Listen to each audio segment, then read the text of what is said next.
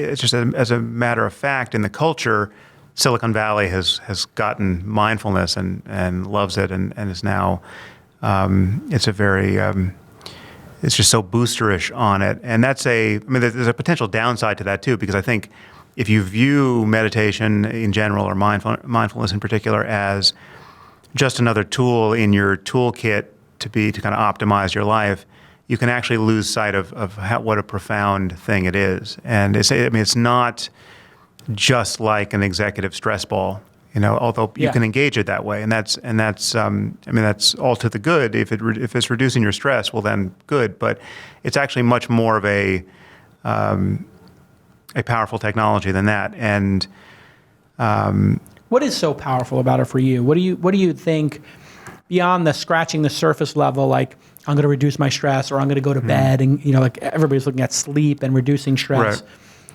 But that, to me, I agree, feels like just scratching the surface of what actually is happening, in year 2 or 3 of meditating, minute 30 or 60 or 90 of really getting deep into it. What is it at its core that makes it so profound? Well, your mind is all you have, really. It's all you have in terms of your moment-to-moment experience of the world. Obviously, it depends on the body, and your body depends on the world. So it's not you're not just living in some kind of dreamscape, but everything has to show up in consciousness to matter, right? And it just so happens that how you pay attention to your moment-to-moment experience, the kinds of thoughts you think, the kinds of reactions you have, this almost entirely determines the character of your experience and the quality of your life and the quality of your relationships and the things you subsequently want to do and your ethics and basically everything about your life that matters. So changing the way you pay attention to experience, and changing the degree to which you're lost in negative thoughts, say,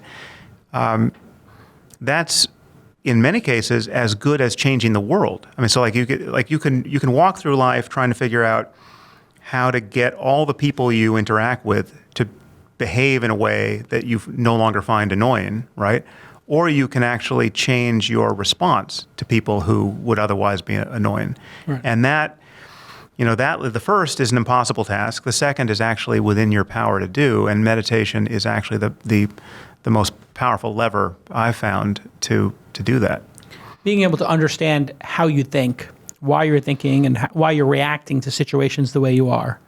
And being able to be able to notice first that you spend almost every moment of your life lost in thought, right? You're talking to yourself. From the moment you get up in the morning, you're literally chased out of bed by your thoughts. Right. And you're talking to yourself.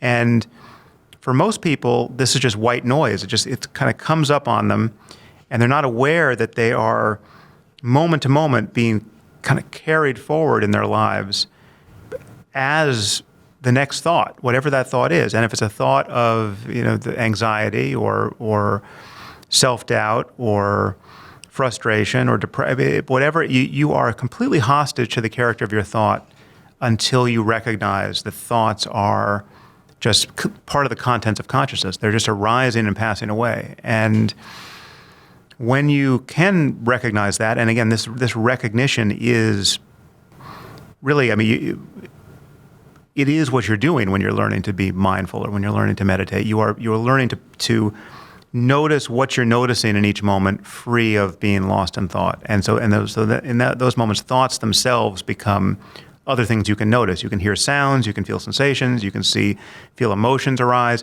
and you can notice the next thought, whether it's an image or a bit of language appear in your mind.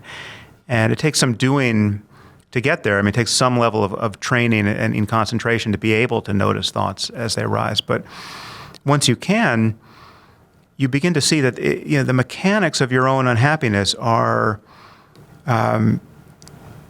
something that you can actually significantly influence. And most people think, for instance, that they can be, if they get angry, say, or sad, they can stay angry or sad for days at a time or hours at a time, years. At least, yeah.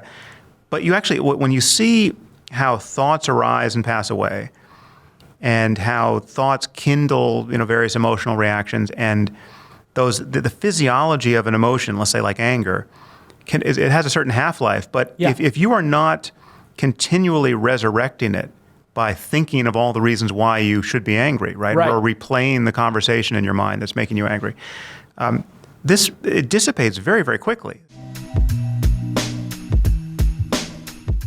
Hey everybody, I want to tell you about a great product which you've probably heard about, but maybe you haven't tried yet, and I have tried it and I love it. It has become a big hit in my household with my 7-year-old daughter. It's called blueapron.com. My wife loves it too.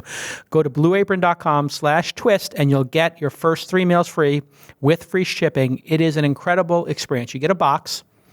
It's obviously refrigerated, and all the ingredients and a beautiful menu card and a recipe card of how to make the product.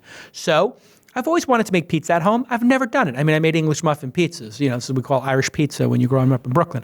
But they sent a beautiful pizza dough and beautiful sauce and cheese and everything, all perfectly portion sized and an easy to follow recipe. Then the other thing I've always wanted to learn how to cook is General Tso's chicken. That was one of my favorites when I was in New York and I was living on the West Side in Hell's Kitchen. I'd walk home from the Garden after watching the Knicks win a playoff game. I get General Tso's chicken. I never knew how to make it. They give you all the ingredients, a little cornstarch, so all these little syrups, and you, like a little professional chef, everything just goes smoothly. It is an incredible experience. It's also affordable. You get a ton of variety. It's super flexible. You get the deliveries when you want. And I was just amazed by the quality of the bok choy, of the chicken. Everything was the highest quality. And it saves you not only from going to the supermarket, not only from getting a recipe, but also the portion sizes and how to put this all together. It makes cooking delightful again, and they are in partnership with 150 local U.S. farms, fisheries, ranchers, and they, so I'm a big seafood fan, and we love going to the Monterey Bay Aquarium. And when I went there last time, they had this beautiful card that told you which fishes you should order, which are sustainable, but it's very hard to actually get that certified. People lie when they sell you fish. You don't know what you're getting. You don't know if it's actually sustainable or not. And even some of the stuff that's farm raised is actually not good for the environment. Well, you know what? Blue Apron takes all that away. They do all of that important work for your family. And it's very important to our family that we order sustainable stuff and we don't take stuff from the ocean that's not sustainable. It's a big movement amongst considered people. So the fact that they use the Monterey Bay Aquarium Seafood Watch list to me and their standards is very impressive. Prep is, 30 minutes, 40 minutes. It's super, we did it faster in some cases, but we're fast cooks. It tastes great. It's easy. It's a better way to cook. It is a better way to cook. And also delicious. I made this beautiful Sicilian pizza and my daughter ate it all. It was one of those great experiences where she was looking in the oven, counting the minutes. So blueapron.com/twist, blueapron.com/twist, TWIST, and you'll get your first 3 meals free with free shipping. It is amazing. All right, let's get back to this amazing program.